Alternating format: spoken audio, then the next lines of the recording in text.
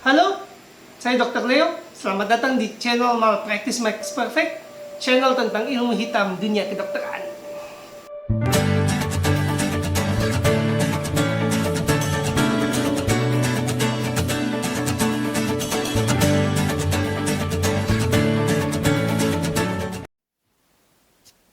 Melanjutkan pembahasan sebelumnya, pasien apa punya hak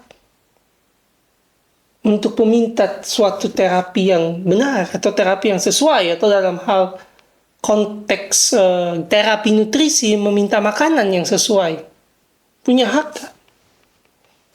Ya, saya bilang nggak punya, karena prinsipnya dalam pengelolaan kesehatan publik dan nutrisi yang kita sampaikan ke pasien itu jelas dan lantang. Gak suka nggak usah makan.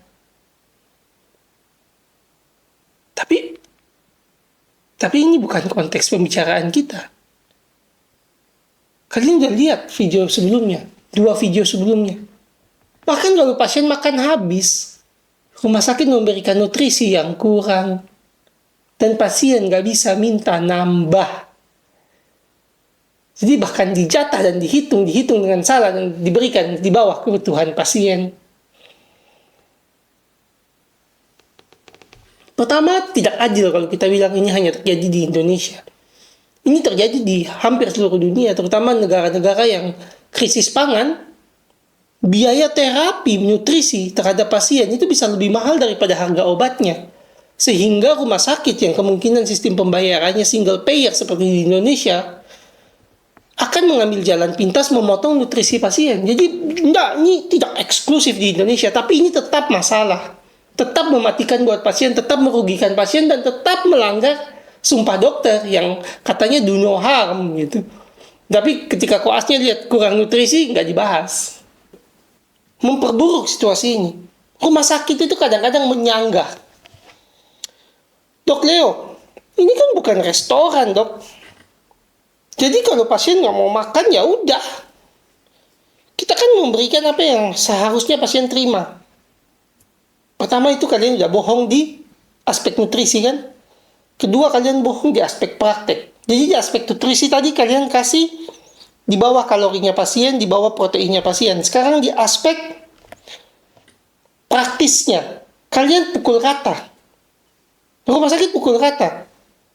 Coba kalian rawat inap di rumah sakit yang publik. Swasta nggak kayak gini, apalagi swasta yang bagus, beda. Kalau kalian rawat, ini loh kenapa orang berobat di luar negeri, salah satunya itu ya karena gini. Coba kalian berobat di rumah sakit daerah gitu. Pukul rata dia nutrisinya. Kamu masuk ke rumah sakit mungkin karena hipertensi. Kamu cuma butuh makan kurangi garam. Garam maksimal 6 gram per hari. Udah ada penelitiannya itu berapa gram per hari. 6 gram per hari maksimal. Dan sebaiknya tidak dikurangi karena akan mengurangi cita rasa dan meningkatkan risiko malnutrisi. Jadi kalau kamu hipertensi, tekanan darah tinggi, atau sakit jantung, 6 gram per hari. Tapi kalau kamu masuk karena sakit lambung umpamanya, atau kamu masuk karena patah tulang umpamanya, kamu nggak butuh itu. Garammu itu bisa lebih dari itu. Tapi apa yang dilakukan rumah sakit? Dia pukul rata, kamu mau hipertensi, mau enggak, garam 6 gram per hari. Terus ada orang mungkin masuk dengan gangguan pankreas atau gangguan kandung empedu. Harus diet rendah lemak. Di hari dia masuk besoknya, satu rumah sakit nggak makan daging. Karena satu orang diet rendah lemak. Kan ini fenomena konyol yang terjadi kan? Ini fenomena konyol yang terjadi di rawat inap banyak rumah sakit kan? Loh, kok saya bilang konyol sih? Ya secara praktis memang lebih murah. Karena kan memang targetnya adalah dibayar paket, masak semurah-murahnya. Cuma tidak masuk akal kalau kamu jadi konsumen.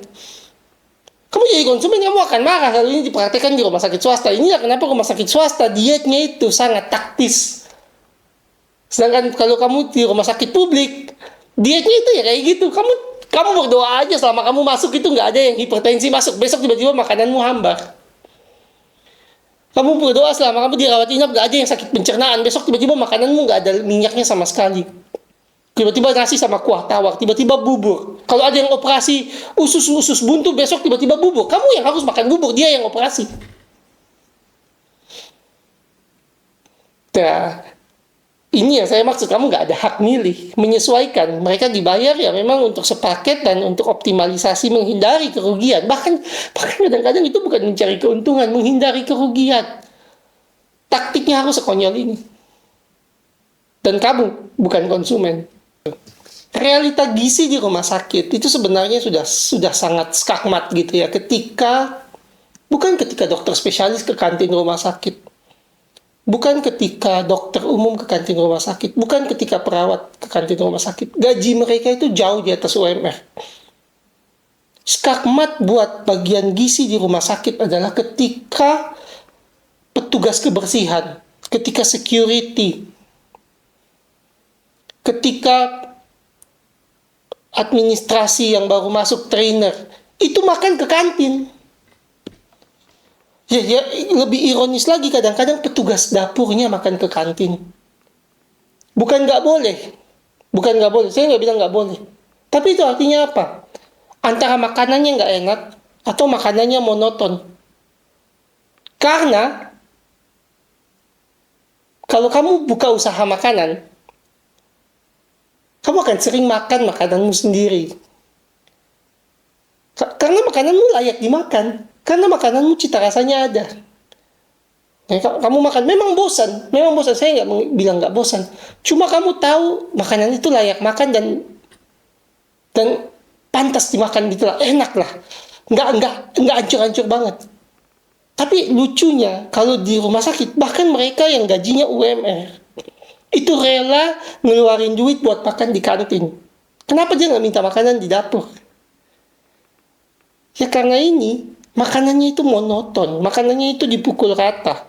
Mau siapa sakit apa, semua kena. Jadi hambar dan hampir nggak gimana ya, bahasa apa yang saya mau pakai, kata apa yang cocok, manusiawi atau layak makan, cuma tidak menggugah selera sama sekali. Sampai yang UMR itu rela keluar duit untuk makan di kantin. Ya, kan manusia ini bukan sapi gitulah. Jadi kalau sapi itu kan istilahnya kita kasih rumput apapun dia pasti makan. Manusia kan nggak gitu. Manusia itu ada cita rasa, ada seleranya. Nggak sekedar kita kasih pasien itu, bukan sekedar kita kasih pokoknya mau rasanya kayak apa, pokoknya intinya sehat, tidak mematikan, dia harus makan. Kan nggak gitu. Itu bukan kasih makan pasien, kasih makan sapi. Kan kita kasih makan rumput, yang penting sapinya nggak mati. Mau nggak mau dia harus makan. Jangan pasien gitu kan. Pasien kan punya selera, punya preferensi gitu loh. Ya kalau kita pukul rata, ada resiko pasien malnutrisi. Meskipun gizinya udah sesuai, pasien bisa kekurangan gizi karena nggak makan. Apalagi kalau yang kayak gambar-gambar di atas, udah gizinya nggak sesuai, udah proteinnya kurang, kalorinya kurang, rasanya nggak enak. Terus kita paksa orang makan, ya muak dia, meskipun nggak ada pilihan, dia bakal nggak makan. Dan bukan salahnya dia, karena dia orang, dia punya cita rasa dan preferensi makanan, nggak kayak sapi. Terima kasih. Terima kasih telah menonton video Malpractice Makes Perfect. Tonton terus, jangan lupa like, comment, share, dan subscribe. Saya berharap video ini tidak putus. Informasinya hanya di Anda, tapi Anda bisa terus membagikan video-video saya. Semoga dengan dibagikannya video ini, Anda bisa menyelamatkan kesehatan keluarga dan rekanan dan kenalan Anda. Sekali lagi, terima kasih.